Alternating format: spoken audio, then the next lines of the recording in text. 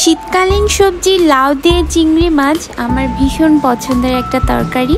তো আজকে আমি সেটাই রান্না করছি। প্রথমে রসুনগুলো কুচি কুচি করে কেটে নিব ছোট ছোট করে। তারপরে এখানে বেশ কয়েকটা মরিচ ফালি করে নিয়েছি। 3টা মাঝারি সাইজের পেঁয়াজ কেটে নিচ্ছি। ছোট একটা টমেটো দিব, ছোট করে কেটে নিচ্ছি। এখানে একটা কচি লাউ নিয়েছি, এটা খুব সুন্দর করে ট্রায়াঙ্গেল শেপে কেটে নিচ্ছি। শেপটা অনেক সুন্দর। দেন কেটে নেওয়ার পরে আমি এটা ধুয়ে নিয়েছি খুব ভালোভাবে। একটা কড়াইয়ে সরিষার তেল দিচ্ছি। সরিষার তেল গরম হলে এখানে আমি পেঁয়াজ কুচিগুলো দিয়ে দিচ্ছি। তারপরে একটু ফ্রাই করার পরে আমি এখানে কেটে রাখা রসুনগুলো দিয়ে দিচ্ছি। দেওয়ার পরে এটা খুব ভালোভাবে ফ্রাই করব। দেন এখানে একটা তেজপাতা দিয়ে দিচ্ছি খুব সুন্দর ফ্লেভারের জন্য। তারপরে একটু পানি দিচ্ছি যাতে পেঁয়াজ রসুনগুলো পুড়ে না যায়। গুঁড়া মশলা অ্যাড করব। তো এখানে হলুদের গুঁড়ো দিয়ে দিচ্ছি পরিমাণ মতো। দেন একটু নাড়াচাড়া করতে হবে। তারপরে এখানে অল্প একটু মরিচের গুঁড়া দিচ্ছি। মরিচের গুঁড়া একটু কম দিব কারণ এখানে কাঁচা মরিচটা ইউজ করেছি বেশি।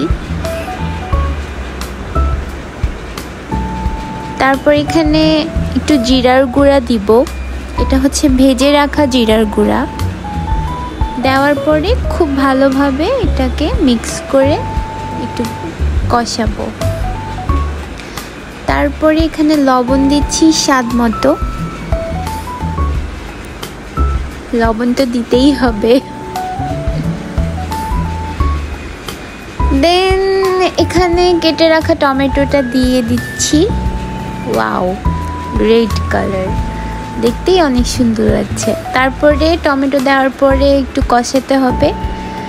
দেন আমি এখানে ফালি করে রাখা মরিচগুলো দিয়ে দিচ্ছি।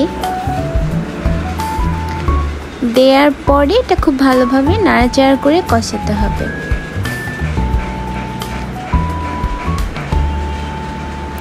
তারপরে আমি এখানে বেশ কিছু চিংড়ি মাছ নিয়েছি ছোট ছোট। তো চিংড়ি মাছগুলো আগেই কেটে বেছে ধুয়ে রেখেছিলাম, তো সেটাই আমি এখন দিয়ে দিচ্ছি। চিংড়ি মাছটা দেওয়ার পরে খুব ভালোভাবে মিক্স করে নাড়াচাড়া করতে হবে বেশ কিছুক্ষণ। যখন এটা লালচে লালচে হয়ে যাবে তখন আমি মশলার সাথে এটা খুব ভালোভাবে কষিয়ে ঢাকনা দিয়ে ঢেকে দিব। তারপর 2-3 মিনিট পরে ঢাকনা খুলে আবার একটু নাড়াচাড়া করে ভালোভাবে কষিয়ে নিব। দেন আমার কেটে রাখা লাউগুলো দিয়ে দিব।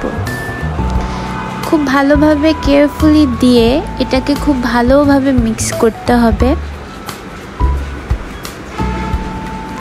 খুব সুন্দরভাবে আস্তে আস্তে এটা মিক্স করছি।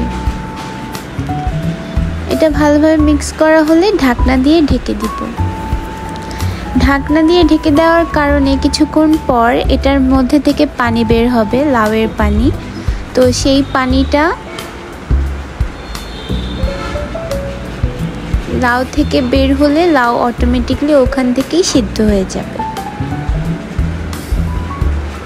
তারপর আমি এখানে একটু পানি দিচ্ছি, ঝোল রাখবো এই জন্য। তারপর এটা খুব সুন্দর করে ঢেকে দিলাম। তারপরে 5-6 মিনিট পরে ঢাকনা খুলে খুব ভালোভাবে নেড়ে চেড়ে এটা দেখতে হবে সেদ্ধ হয়েছে কিনা। এটা অলরেডি সেদ্ধ হয়ে গেছে।